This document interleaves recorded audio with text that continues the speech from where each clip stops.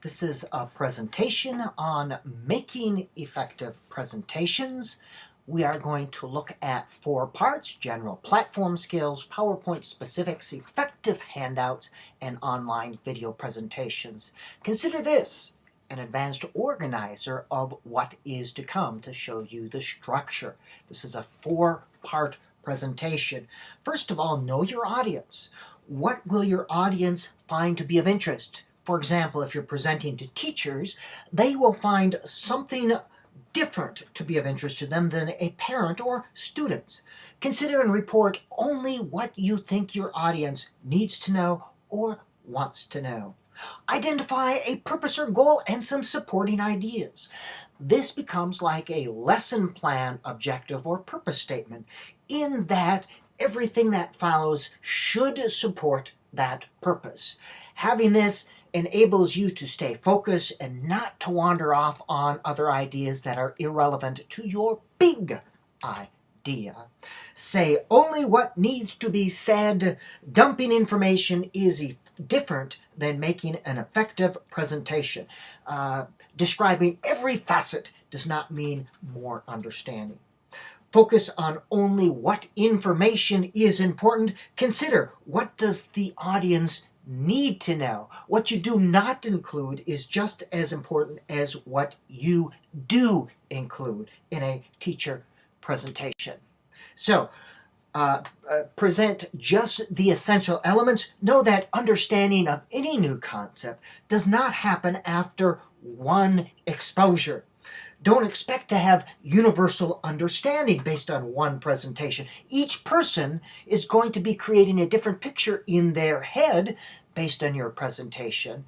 Their different picture is based on their own knowledge and background experience. So give just the basics. Be mindful of your time parameters. In a speaking presentation, you usually have some sort of parameters. It's very distracting to see people suddenly realize they have 3 minutes of time and 10 minutes of material to get through, and they flip through things very quickly. The onus is on you to be aware of your time limits. Practice to make sure that you are within your time limits. And also, have a watch or something laying down by your notes as you speak so you can quickly see how much time you have left. Some people use their phones with the timer function on them. If you look at your watch, that can be distracting. I've said this before, less is better than more. I'm hitting this multiple times on purpose. When in doubt, don't include it. I've seen a lot of presentations ruined simply by having too much information. It's better to run short than to run long. If you run short, this gives you time for questions and discussion points at the end, which leads to number 8. This is a trick. Have 2 to 5 discussion questions planned for the end of your presentation. This gets the audience to interact with the material, and as well as they share ideas, they often fill in the blanks or enhance your presentation. Less is more. I just said that. Sorry about that. Be mindful of pacing. Goldilocks. Not too fast, not too slow. It's very easy when you get too nervous or have too much coffee, as I tend to have, to go too fast. A conversational style is best. And be mindful of pitch, pauses, and modulation.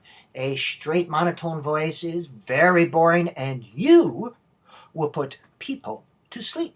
Now notice how I stress certain parts. I have these pauses, and I go up and down with my voice.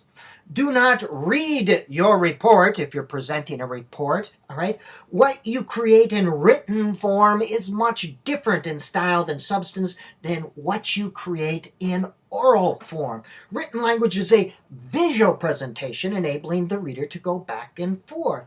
Oral language is a little bit more linear. It goes like this. Make eye contact. Very important. because you are making a personal connection with your audience. Also, looking at your audience, you get a great deal of information. You're surprised. Are they interested, engaged? Are they confused? Are they angry or frustrated? You can tell a lot by looking at body language and other things.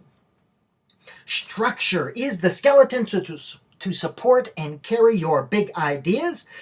If you have information that is structured, people are better able to encode that information.